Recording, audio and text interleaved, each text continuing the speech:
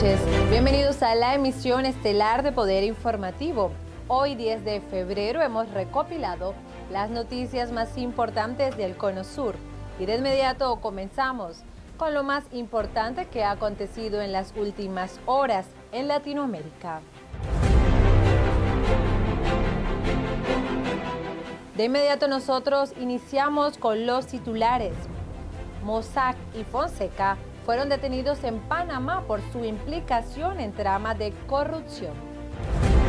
Divulgación de conversaciones telefónicas en Argentina la convierten en una copia grotesca de una película.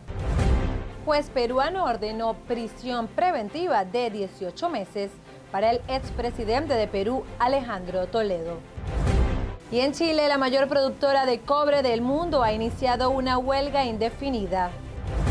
Nuestro recorrido culminará en Colombia. Allí les contaremos sobre los niños soldados secuestrados por grupos irregulares colombianos.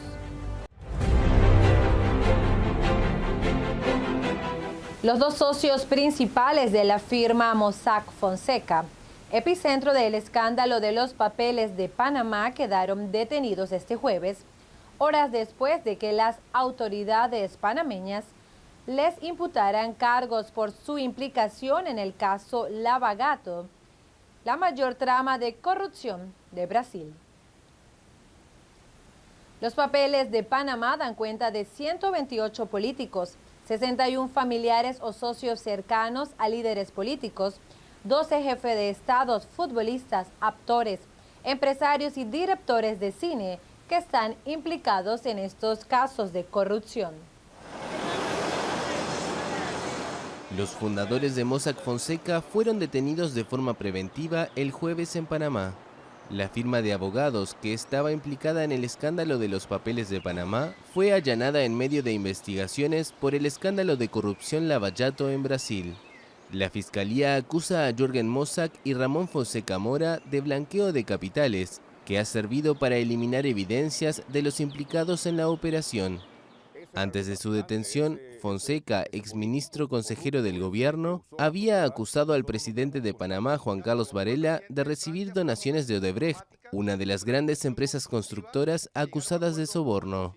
El mandatario había refutado la acusación. El caso ya había salpicado a varios familiares del expresidente Ricardo Martinelli, donde Odebrecht habría sobornado con más de 59 millones de dólares. Oscar Parrilli puso en marcha su estrategia de defensa luego de que el fiscal de la causa que lo acusara y avanzara con un pedido de prisión preventiva.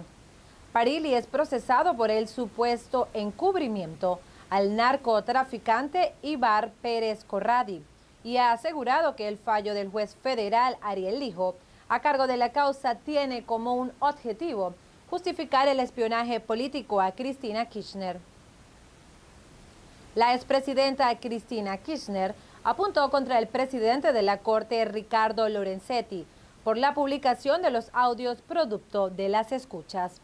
Revisemos la información. Con los servicios de inteligencia operando a full como Oscar Parrilli, el ex jefe de inteligencia del gobierno argentino de Cristina Kirchner, aseguró que lo acusan de encubrir a un exprófugo por narcotráfico gracias a los servicios de inteligencia que operan como en la dictadura. Tiene por objetivo llevar adelante una acción muy planificada y muy armada desde el gobierno nacional, desde el presidente Macri y desde todo su gobierno, de un control social sobre todos los dirigentes políticos argentinos, sean opositores o no, para condicionarlos, para atemorizarlos. Las autoridades procesaron el lunes a Parrilli porque supuestamente ocultó informes con el fin de encubrir a Ibar Pérez Corradi, acusado de homicidio y narcotráfico. Luego la fiscalía pidió la detención preventiva de Parrilli por riesgo de fuga. Yo no voy a obstaculizar ninguna acción de la justicia, no lo hice nunca ni lo voy a hacer ahora. Cada semana se suman nuevas causas por supuestos hechos de corrupción contra la expresidenta Kirchner y su entorno. Un juez ordenó el jueves prisión preventiva por 18 meses para el expresidente Alejandro Toledo por el cargo de recibir sobornos millonarios de la constructora brasileña Odebrecht con el fin de ayudarle a ganar la licitación de una carretera que une a Brasil y la costa de Perú. Un tribunal peruano solicitó el jueves prisión preventiva para el expresidente Alejandro Toledo, acusado de recibir $20 millones de la empresa brasileña Odebrecht a cambio de favorecerla con contratos. Que acudo a su despacho con la finalidad de solicitar prisión preventiva para el señor Alejandro Toledo Manrique por el plazo de 18 meses. La Fiscalía sustenta el caso en las confesiones del exrepresentante de la empresa brasileña en Perú, Jorge Barata, quien se acogió a un acuerdo de información con la justicia. La defensa del exmandatario considera que el pedido de prisión no tiene argumentos, aunque se mostró a favor de la investigación. El país quiere saber realmente qué hubo, quién recibió la corrupción, si hubo o no hubo, cuánto dinero fue. Todos estamos de acuerdo, pero de ahí a excederse dictando una prisión preventiva constituiría un abuso y una conculcación de derechos fundamentales, y eso es lo que queremos demostrar. Toledo se encuentra en el extranjero, por lo que si se aprueba su detención, podría lanzarse una orden de captura internacional en su contra.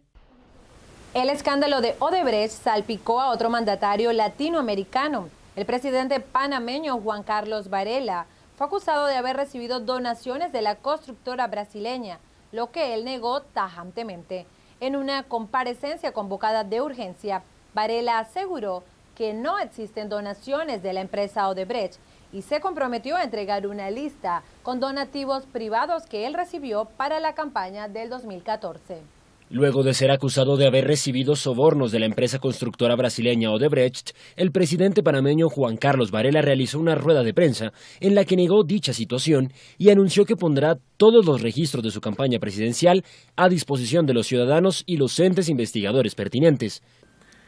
Las donaciones recibidas en mi campaña son contribuciones políticas, no son sobornos. Ni $1 de estas contribuciones ha sido para beneficio mío ni de mi familia. Estas se utilizaron exclusivamente durante mi campaña como apoyo para material promocional, propagandas, volantes, juguetes y ayuda social a lo largo y ancho del país.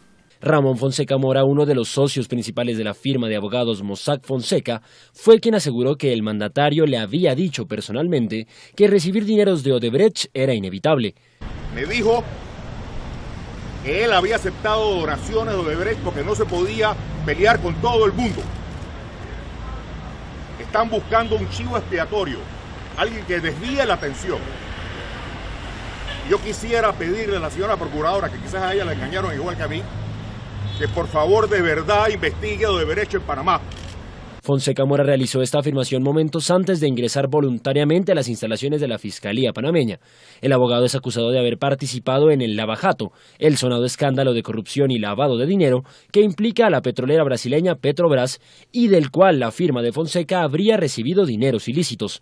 Tras esta declaración, el partido opositor Cambio Democrático, al cual pertenece el expresidente panameño Ricardo Martinelli, solicitó la renuncia de Varela a la jefatura de Estado. Y continuamos con Chile. Allí más de 2.500 mineros de La Escondida, la mayor productora de cobre del mundo ubicada en el norte de Chile, iniciaron el jueves una huelga por tiempo indefinido que causa preocupación en los mercados internacionales, ya que amenaza la oferta y el precio del metal. Unos 1.200 trabajadores de la mina chilena Escondida iniciaron el jueves una huelga indefinida por mejoras contractuales. Abiertos a negociar, exigen un reajuste del 7% y un bono de unos $39.000. Es el mayor yacimiento de cobre explotado a escala mundial, operado por la privada anglo-australiana BHP Billiton. Los huelguistas instalaron un campamento en las afueras de la mina, ubicada a unos 1.300 kilómetros al norte de Santiago. Y a esta hora nosotros hacemos nuestra primera pausa comercial. Ya regresamos con más de Poder Informativo.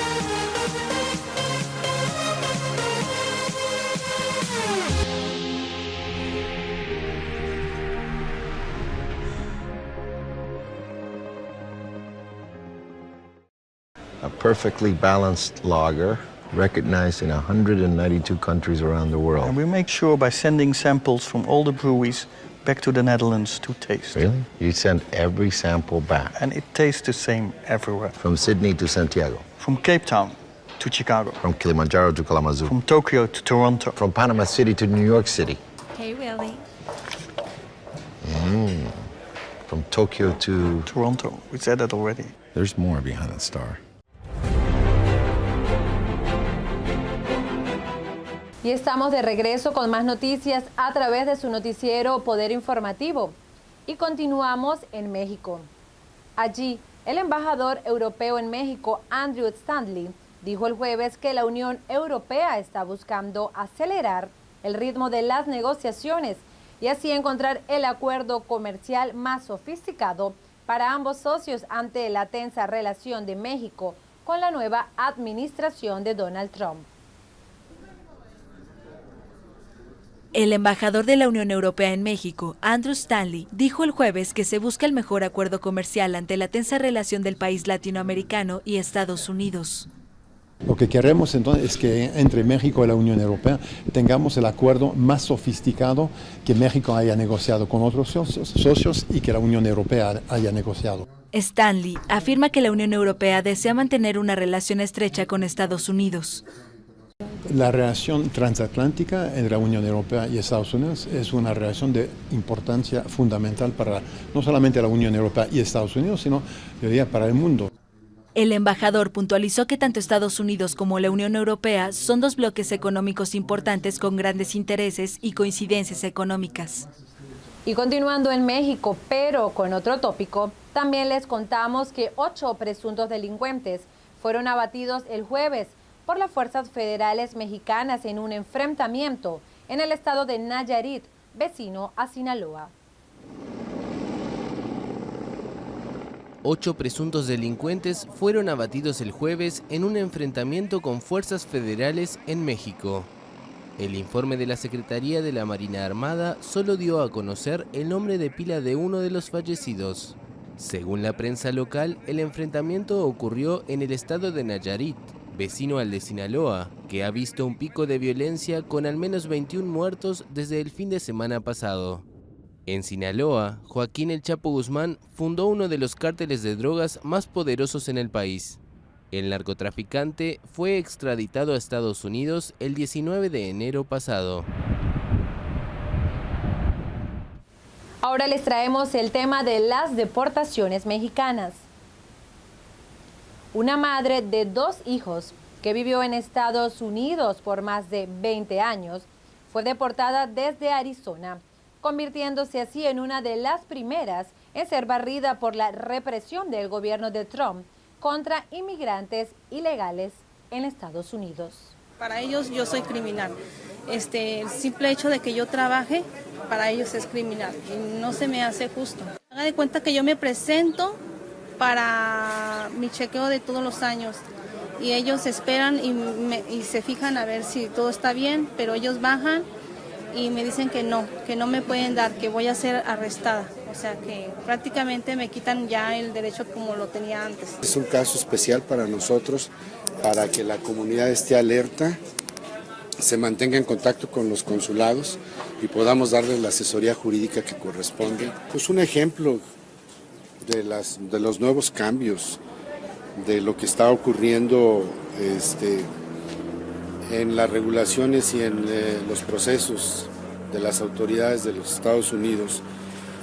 Pero nosotros vamos a seguir pugnando como consulado a que se respeten esos derechos que están en el marco de la ley, como lo era el caso de la señora Guadalupe, y que se recurran a las acciones legales oportunamente. ¿Y sabía usted que Colombia posee entre 8.000 y 13.000 exniños soldados, siendo así el único país de América Latina que posee menores enrolados en sus filas? Este reportaje al regreso. A esta hora cumplimos con un compromiso comercial y ya regresamos con más de Poder Informativo.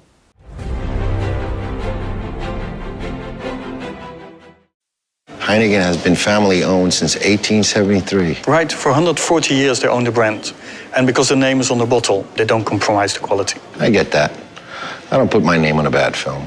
Well, I did some late 80s music videos that weren't that good. Oh, really?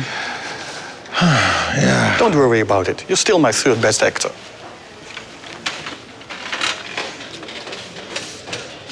Third? Right, third. I'm still in the top 5. There's more behind the star. Make every project a project to be proud of. Get the advice you need, the value you expect, and the quality you deserve.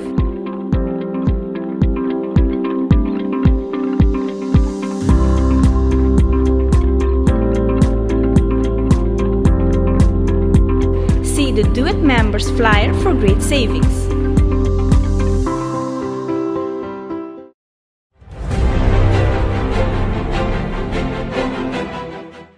Regresamos con más de Poder Informativo y de inmediato pasamos a Colombia. A pesar de la firma de la paz de la FARC con el gobierno de Juan Manuel Santos, todavía no se han liberado a todos los menores que se encuentran en la guerrilla.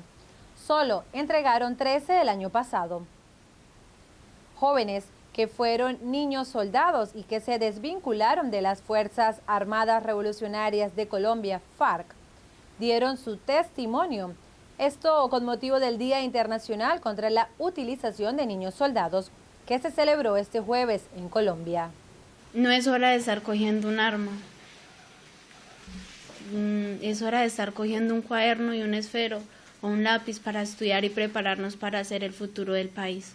Es el mensaje que Catalina, una ex niña soldado de las FARC, lanza a los menores que todavía están en las filas de la guerrilla colombiana. Catalina y Manuel, ahora de 19 años, protagonizan Alto el Fuego, documental en el que narran en primera persona los momentos más duros que vivieron en la selva. Yo me fui con ellos. Yo pensé que eso era como un sueño, pero yo en qué me metí ahora. En el monte ya la vida suya comienza a ser un arma. Ya ustedes ya le pierden miedo a algo tan simple pero es tan grande que es quitarle la vida a otro. Ya lo último ya le da como normal no matar a otro. Reclutados a la fuerza o porque huyen de un hogar disfuncional, los menores se convierten en víctimas de los grupos armados. Son soldados perfectos porque si no lo haces, te vamos a matar. Si no lo haces, vamos por tu familia. El documental también cuenta cómo lograron huir de la violencia y cambiar las armas por el estudio, una transformación que ha sido posible gracias al programa Construyendo Sueños de Ciudad San Bosco, Medellín. Colombia es el único país de América que aún tiene niños soldados. Se calcula que entre 8.000 y 13.000 menores han formado parte de los grupos armados del país en los últimos años. Había muchos muertos. Quedamos muy poquitos, habíamos varios niños ahí. Y continuando con este tema, hoy les traemos un extracto de un excelente documental que nos cuenta la vida de jóvenes que un día decidieron abandonar su hogar, bien porque fueron reclutados a la fuerza o porque escaparon de sus familias desestructuradas y acabaron recalando en las guerrillas de las Fuerzas Armadas Revolucionarias de Colombia o el Ejército de Liberación Nacional, ELN. Ellos decidieron contarnos su historia y aquí se las presentamos en este documental de Misiones Salesianas.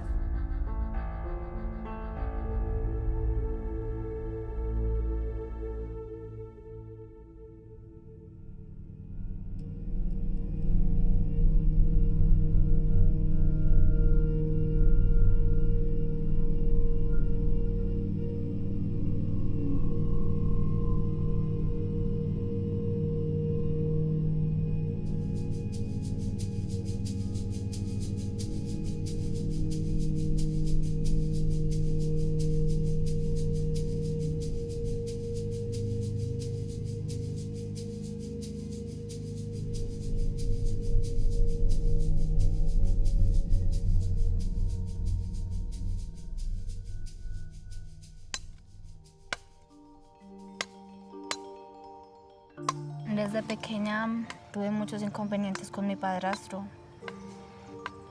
Llegaba borracho, me pegaba. Siempre me dejaba moretones. Pues me pegaba con los palos calientes. Así salidos del fogón me pegaba. Ya tuve un problema con él porque él intentó abusar de mí. Y yo no me dejé y yo le conté a mi mamá. Mi mamá nunca me creyó. O sea, llegué en un momento que odié tanto a mi madre. Llegué hasta a consumir bazuco. Fumaba cigarrillo, mantenía en fiesta, ya no mantenía tanto en la casa y tenía como 13 años. Teniendo 8 años me fui de mi casa. El recurso en mi casa ya era muy bajo. Entonces decidimos coger la calle los dos con mi hermano. Ya después del tiempo me metí a un grupo armado, que fue la guerrilla. Curiosidad, saber qué era eso. Cuando le pegaba a mi mamá, yo iba a defenderla y en veces mi mamá me pegaba también. Ya era mucho, yo ya me había intentado suicidar. Cuando escuché un golpe, un metal con otro, cuando miré era la guerrilla.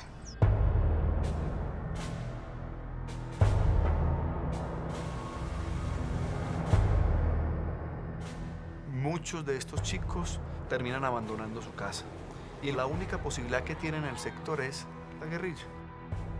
Y muchos de ellos, siendo niños o adolescentes, empiezan a deconstruir su mundo para empezar a pensarse como adultos. Los grupos armados, los paramilitares, la guerrilla, el ELN, las FARC, reclutan a los niños, a las niñas, a los adolescentes y a los jóvenes, dado que ellos son presa fácil. Yo me fui con ellos. Yo pensé que eso era como un sueño, pero yo en qué me metí ahora. En el monte ya la vida suya comienza a ser un arma. Ya usted ya le pierde el miedo a algo tan simple, pero es tan grande, que es quitarle la vida a otro. Ya lo último ya le da como normal no matar a otro.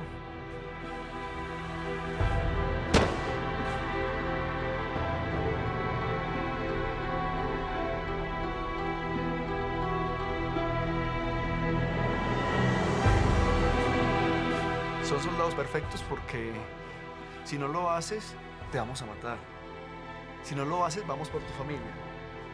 La guerrilla los ha hecho arrodillar con las manos atrás, los han amenazado con metralletas y han puesto a elegir al niño o a la niña a cuál familiar se debe asesinar. Es un terrorismo psicológico permanente. Entonces, son los primeros que empiezan a pensar, tengo que hacerlo para que no le hagan daño a mi familia y lo tengo que hacer bien. Estamos en un campamento. Habíamos 44 que llegamos ese día. Yo tenía un compañero allá. Me cogió desde chiquita, desde los 13. Y entonces esa noche yo quedé sola con él y el helicóptero pasaba. Cuando bom, bom, me cayó un derrumbe y pues yo estaba como un sueño profundo, así profundo. Yo me sentía dormida y la cabeza como entre tonta y boba.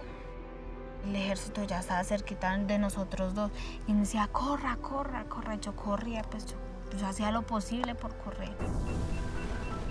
Y él que me cubría, yo le decía, vamos, vamos, usted también, no me vaya a dejar sola. Y él me decía, sí, espere, espere, espere. Cuando eso, eso se escuchaba muy feo.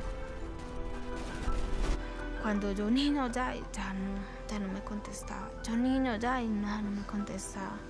Pues claro, lo mataron ahí. Él, por estar cubriéndome, lo mataron ahí. Es muy duro, pues, uno cuando ha compartido harto con una persona, lo matan. No aún guardo la cadenita que me dio. Sí. Ese día habían muchos muertos y quedamos muy poquitos, habíamos varios niños ahí.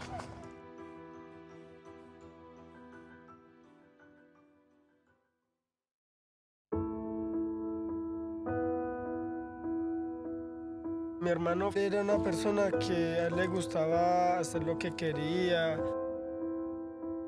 Él comenzó como a incumplir las reglas una vez, otra vez. No cambió, siguió lo mismo, entonces decidieron matarlo.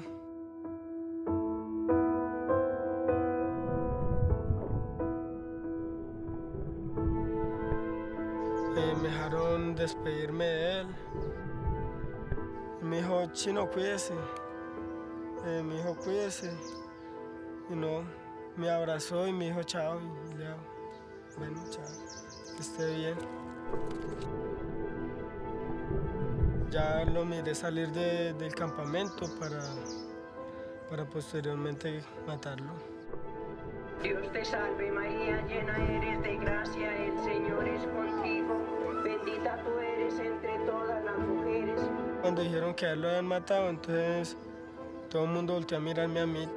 Dios te salve María, llena eres de gracia, el Señor es contigo, bendita tú eres. Él para mí era como un padre y una madre. Y uno haga lo que haga, uno ya no lo va a volver a mirar. Especialmente la más necesitada de tu infinita misericordia, el rosario de María, nos libre de todo mal, alabemos noche y día a la Reina Celestial. Entonces en el momento que él ya lo mataron a él, entonces yo dije, no, ya aquí no tengo nada que hacer. Y decidí irme. Porque yo me quería ir de ahí y ya olvidar todo. Entonces salí corriendo.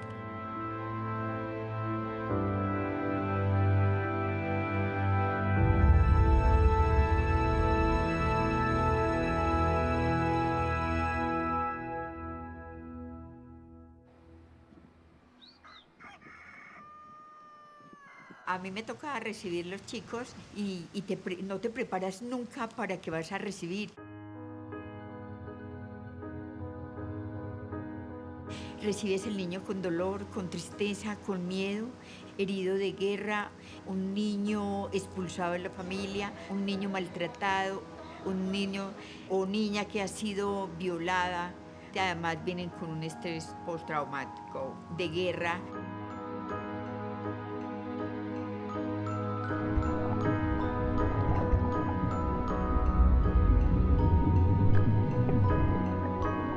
Pues la verdad, muy travieso cuando llegué acá, muy peleón. O sea, cualquier cosa que me decían ya era papelea. Cuando llegué acá a Medellín me sentía muy mal. De ahí yo básicamente una boba, no hablaba. Me intenté envenenar con una papeletica porque no aceptaba la realidad que estaba viviendo. A nivel psicológico tienen muchos traumas, delirio de persecución, sienten como que si los estuvieran persiguiendo pero nadie los persigue, entonces es un temor constante. Entonces ellos también sufren de depresión por lo que han vivido en la guerra o por lo que dejaron en la guerra. Han pasado chicos que realmente les ha tocado matar inclusive hasta su propia familia, hacer una cosa que no quieren. Eso marca para toda la vida y un proceso de sanamiento de esos a nivel psicológico es muy duro. Y de esta manera nosotros llegamos al final de nuestra edición Poder Informativo a través de Power TV. Recuerden, este programa es presentado en colaboración con Caribbean Speed Printers y su periódico Bon Día. Esperamos ustedes hayan disfrutado de todas las informaciones. La invitación es para el lunes, donde les traeremos más noticias relevantes de América Latina y el Caribe. Quien narró para ustedes Fabiola Cárdenas y esto fue Poder Informativo.